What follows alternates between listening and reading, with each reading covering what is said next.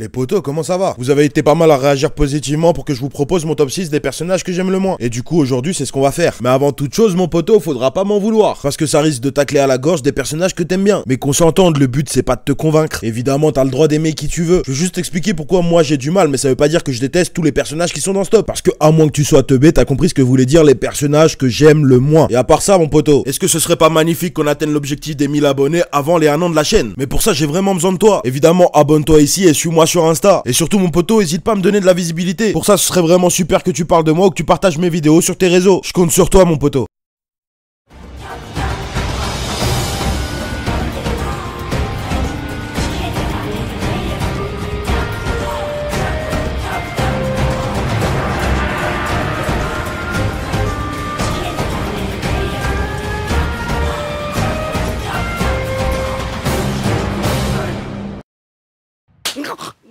Tanjiro, この音何なんだ? 気持ち悪い音、ずっと聞こえる。鼓かこれ。音?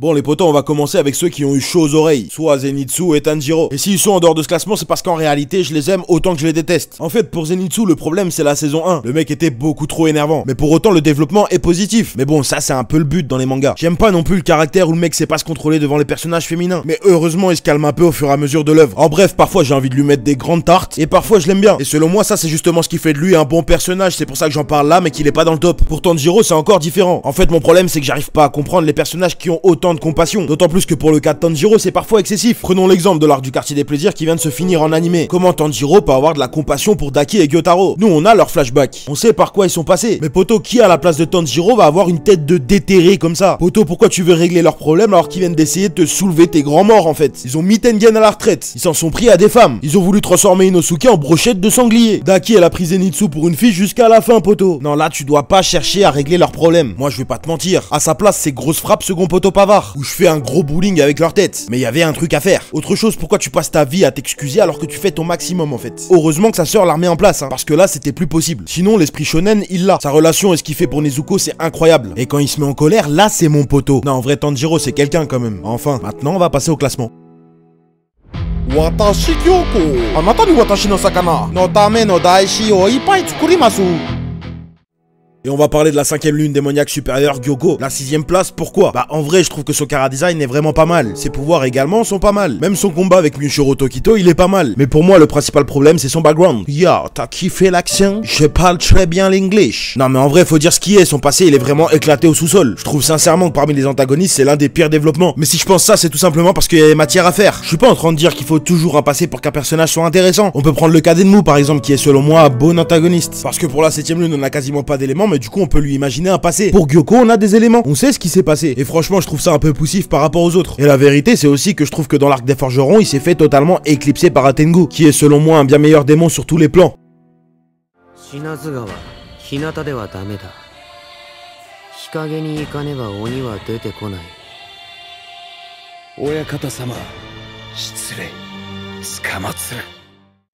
Bon ok, je sais qu'il y en a parmi vous qui vont s'énerver. M'en bats les couilles. Mais en vrai, prends le temps d'écouter, je pense que tu vas comprendre mes raisons. Même si, encore une fois, je cherche pas à te convaincre, mon poteau, tu aimes qui tu veux. Commençons par Sanemi. En fait, je comprends pas ce personnage. Est-ce que dans tous les mangas, on va nous foutre un mec qui est méchant gratuitement, avec comme excuse son passé? Frérot, je m'en bats la cuisse de ton passé. Alors ok, son passé est vraiment intéressant. Et d'ailleurs, c'est pareil pour Obanai. Il y a vraiment beaucoup d'informations sur les deux. Mais je m'occupe d'Orochimaru après. Mais en fait, Sanemi, c'est un cliché à lui tout seul. Je te raconte ma vie, mais moi, je suis un gars de DBZ. Vegeta, c'est le sang de la veine. Mais poteau, faut pas un Vegeta par manga pour faire un bon manga. Et quand je dis que c'est un cliché, pourquoi je dis ça? Bah je vais te le dire poto, calme-toi. Il a la gueule de son caractère. Ça veut dire que lui, dès que tu le vois, tu te dis ah ça va être un chien. Sans parler de la première scène où il fait son petit rebelle. Mais en fait la question que je pose, pourquoi c'était prévisible comme ça? Parce qu'il a la gueule de son caractère. Je te dis la vérité. À la limite, j'aurais préféré son caractère sur le chara-design d'un Kyojuro ou d'un Tokito. Inversement, j'aurais préféré le chara-design et l'histoire de Sanemi avec le caractère de Kyojuro, voire même le caractère d'un Giyu. Pareil, sa relation avec son frère Genya c'est n'importe quoi. Me dis pas qu'il voulait le protéger. protéger, je le sais. Mais est-ce qu'il y a pas d'autre manière de protéger son frère que de le repousser et de le rabaisser? Pour Obana et Poto, c'est pas loin d'être la même, mais c'est pas ça mon véritable problème. Bon, déjà, tout le monde l'a remarqué. J'ai parlé d'Orochimaru avant. Le Poto, on dirait c'est son neveu. Mais bon, ça encore, pourquoi pas? En fait, la question que je me pose, c'est il était où? Moi, j'ai un vrai regret avec Obanai. Je trouve sincèrement qu'il a été sous-utilisé. Poto, je suis désolé, mais faut quand même attendre les 2 derniers tomes pour qu'il soit utile. Le reste du temps, il fait le dur, il fait l'arrogant, il rabaisse même ses camarades. Mais pour autant, il sert à rien. D'un côté, il critique Tengen parce qu'il est obligé de prendre sa retraite après son combat contre Gyutaro et Daki, et de l'autre, il se fait retenir par Nakime, Poto. Je répète, Nakime, aka le Uber de Muzan. C'est le seul qui est rentré dans le combat final en n'ayant eu aucune opposition intéressante avant. Le mec, il est arrivé là, frais comme une glace. Alors oui, il a été utile, mais heureusement, parce que franchement, si c'était fait one shot, il aurait eu très clairement la première place de ce classement. Ah, quoique, peut-être la deuxième.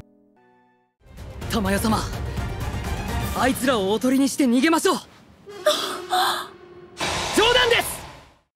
Poto, la 4ème place, elle revient à Yushiro. Bon, honnêtement, je pense pas qu'il y ait beaucoup de fans de Yushiro, mais je le mets quand même en 4ème place et je vais t'expliquer pourquoi, parce qu'il y a des vraies raisons. C'est un peu comme Obana et globalement, je suis déçu de ce personnage. Pour la simple et bonne raison que je pense sincèrement que ça aurait pu être un très bon personnage. Déjà, selon moi, il y a des choses à dire. J'ai même une théorie concernant ce personnage. Et bouge pas, mon Poto, je vais te la donner dans cette vidéo. C'est un petit cadeau parce que bientôt tu vas me détester. Indirectement, c'est un allié de l'organisation des chasseurs de démons, mais je pense sincèrement qu'il aurait pu être plus que ça. Je parlais avant d'Obana, mais il faut savoir que c'est Yushiro qui a neutralisé Nakime. C'est grâce à lui qu'Obana et Mitsuri ont pu surprendre Muzan. Concrètement, il a vraiment été très utile dans le combat final. Et du coup, vu que je te dis tout ça, tu dois te demander pourquoi il est dans ce top. S'il a fait tout ça, c'est pour une seule et unique raison. Et cette raison s'appelle Tamayo. Et du coup, je vais en venir à la fameuse théorie dont je te parlais. Selon moi, et sans le savoir, Yushiro est sous l'emprise de Tamayo. Dans Kimetsu no Yaiba, à part de très rares cas, on sait que les démons transformés par le sang de Muzan sont sous son emprise. Et on sait que les démons qui sont sous son emprise ressentent une profonde admiration, voire même parfois une sorte d'amour, et sont totalement dévoués à Muzan. Et mon Poto, une fois que je t'ai dit ça, est-ce que c'est pas le comportement de Yushiro vis-à-vis de Tamayo? Vu qu'on sait que c'est elle qui l'a transformé avec son propre sang. C'est qu'une théorie,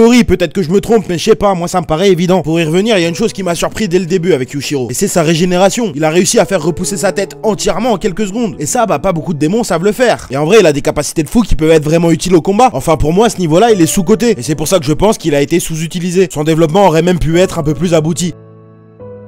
Tu l'as probablement compris, mon Poto, tous les personnages dont j'ai parlé jusqu'ici, c'est pas que je les déteste, mais ils font partie des personnages que j'aime le moins parce que j'ai des regrets vis-à-vis d'eux. En fait, je trouve que c'est des personnages à qui il manque quelque chose, ou alors qui ont à l'inverse quelque chose en trop. Mais globalement, c'est quand même plus de la déception. En revanche, pour le reste du classement, ça va être des personnages, ah ouais, eux, je les aime pas. Mais pour ça, mon Poto, va falloir attendre. Je t'avais dit que t'allais me détester, mais on va faire un truc que j'ai jamais fait. Si cette vidéo atteint, allez, on va dire 200 likes, sachant que votre record, c'est quasiment 400 les potos, hein. Je vous mettrai la suite du classement. En vrai, si je coupe en deux, c'est surtout parce que la vidéo va être trop longue par rapport au format que j'aime proposer. Mais j'ai un petit côté cruel et ça me fait rire de vous faire attendre. Mais je vous aime quand même les potos, hein. En attendant, cette vidéo arrive à son terme, j'espère qu'elle t'a plu et je te remercie de l'avoir regardé. C'était le pilier du renard, à la prochaine.